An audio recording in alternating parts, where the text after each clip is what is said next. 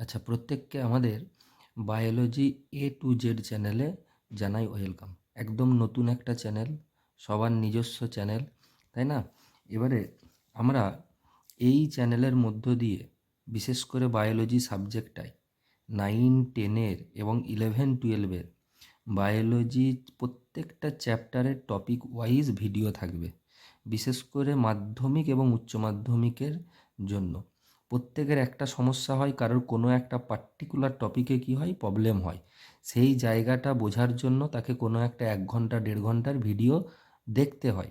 তাকে যাতে ওই সমস্যায় না পড়তে হয়, প্রত্যেকটা টপিক আলাদা আলাদা করে ছোট্ট ছোট্ট পার্টে ভিডিও থাকবে। ভিডিও যদি ভালো লাগে অবশ্যই আপনারা চ্যানেলটাকে সাবস্ক্রাইব করে রাখবেন আর নোটিফিকেশান বেলটা অন করে রাখবেন, যাতে প্রত্যেক মুহূর্তের ভিডিও সবার কাছে নোটিফিকেশান সবার আগে পৌঁছে যায়।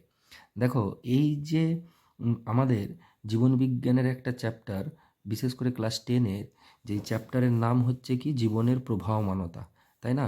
এই জীবনের প্রবাহমানতা থেকে মাধ্যমিকে থাকে আমাদের কত মার্কস? না, মাধ্যমিকে থাকে আমাদের হচ্ছে 17 মার্কস। এবারে এই 17 মার্কস কীভাবে থাকে? না, তোমাদের 3টা এমসিকিউ থাকে আর 5টা ভিএসএ কিউ থাকে, তাই না? ভিএসএ কিউ মানে যেটা এক কথায় উত্তর, আর 2টা এসএ কিউ থাকে, একটা 5 নাম্বারের কোশ্চেন থাকে। তাহলে টোটাল আমাদের কত নাম্বার করতে হচ্ছে এই চ্যাপ্টার থেকে? 17 নাম্বার, যেটা পড়ানোর শেষে পড়ানোর প্রথমেই আমরা কি করলাম বলে দিলাম। এবারে এই চ্যাপ্টারের জীবনের প্রবাহমানতা মানেটা কি? না, জীবনের প্রবাহমানতা মানে আমরা জানি কয়েক কোটি বছর আগে, কয়েকশো কোটি বছর আগে আমাদের যে জীবন সৃষ্টি হয়েছিল, সেটা আস্তে আস্তে কীভাবে ক্রমে ক্রমে এগিয়ে গেছে, কিভাবে উন্নত হয়েছে, তাই না?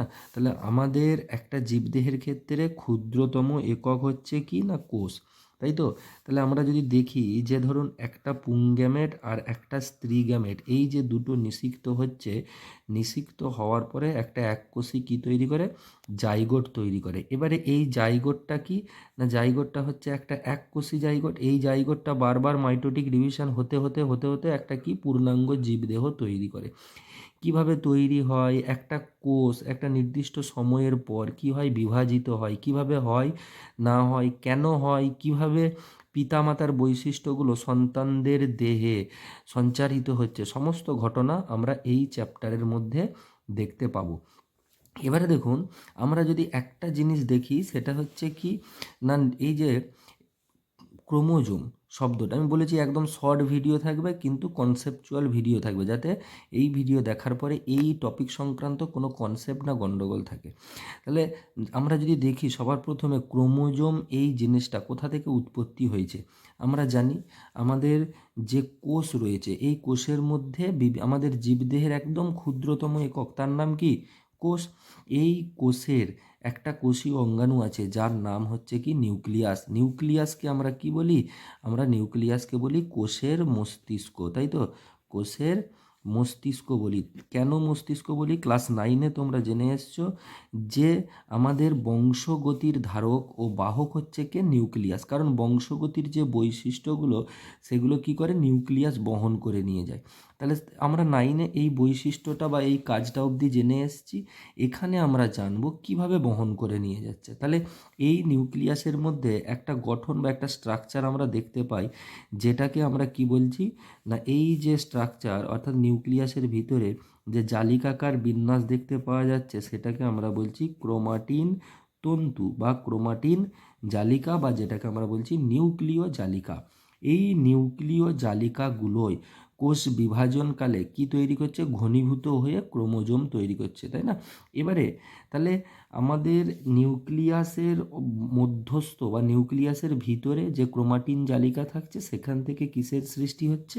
না, ক্রোমোজোম সৃষ্টি হচ্ছে। এবারে এই ক্রোমোজোমের ভিতরে এই তন্তুগুলো কি করছে? প্রোটিনকে সংযুক্ত হয়ে, অর্থাৎ এর সাথে প্রোটিন যুক্ত হয়ে কি তৈরি করছে? না, আমাদের নিউক্লিক অ্যাসিড তৈরি করছে, বা আমরা বলতে পারি ডিএনএ তৈরি করছে, তাই না?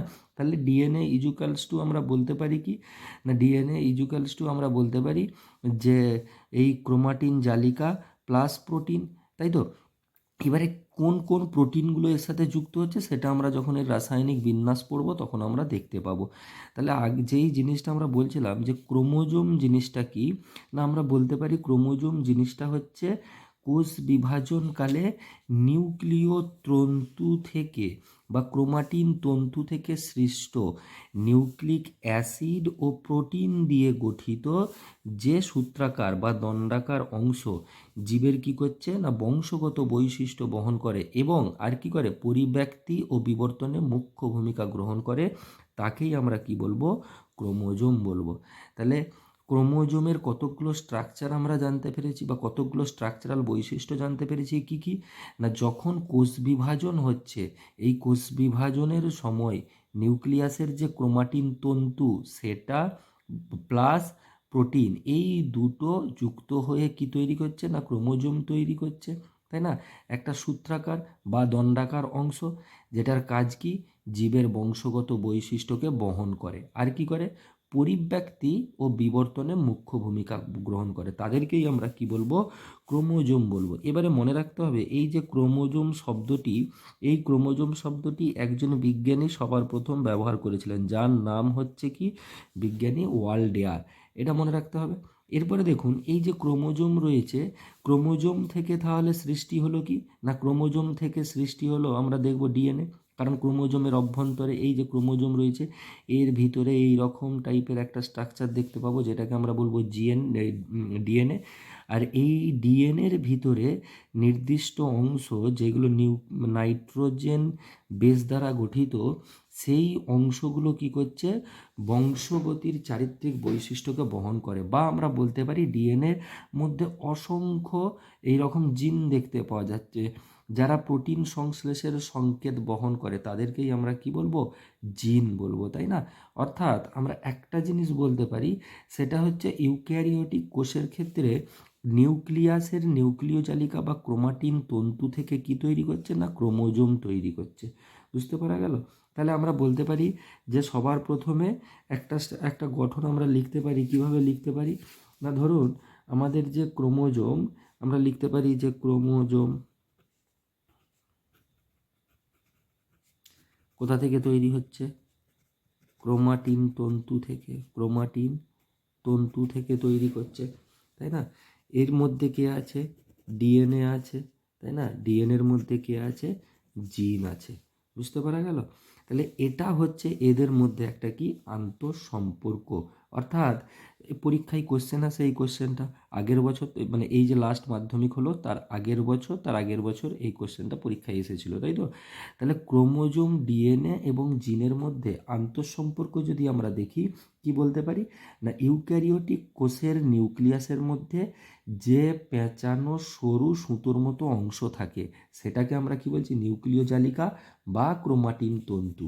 এবারে ডিএনএ কি করছে না ডিএনএ, আমরা যদি দেখি যে ডিএনএ যে জৈব অণু দুটো তন্ত্রী এক, মানে ডিএনএ আমরা সবসময় ছোটোবেলা থেকে পড়ে এসেছি দ্বিতন্ত্রী পেঁচানো সিঁড়ির মতো। এবারে এই ডিএনএ কিছু নির্দিষ্ট প্রোটিনকে কি করছে? আঁকড়ে ধরে থাকছে, তাই না?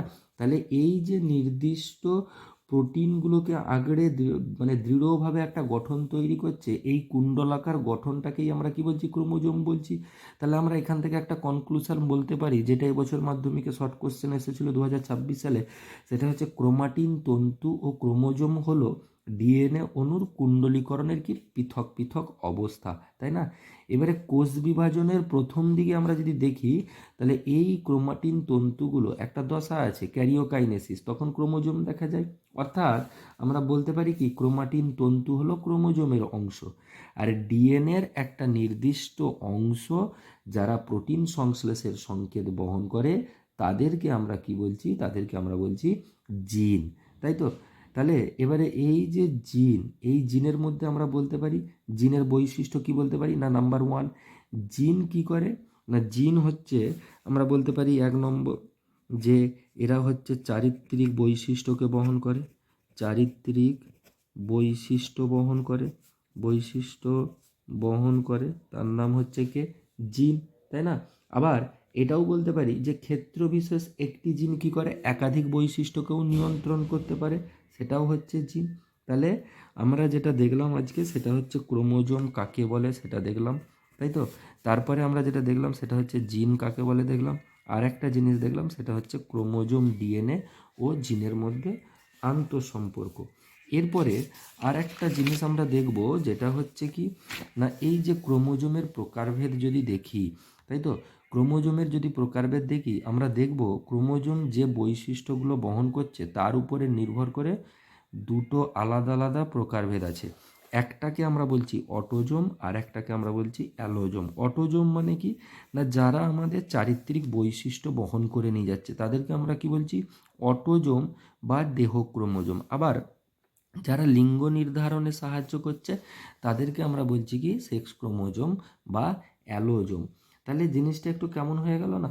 এবারে আমরা যদি দেখি এই যে অটো, অটো মানে হচ্ছে AUTO, অটো মানে হচ্ছে সব, আর সাম মানে হচ্ছে কি দেহ, তাই না? অর্থাৎ এরা কি করছে, চারিত্রিক বৈশিষ্ট্যগুলোকে বহন করে নিয়ে যাচ্ছে। আমরা মানুষের ক্ষেত্রে যদি উদাহরণ দিই, আমাদের মানুষের ক্ষেত্রে ক্রোমোজোম সংখ্যা কত, 23টা জোড়া রয়েছে।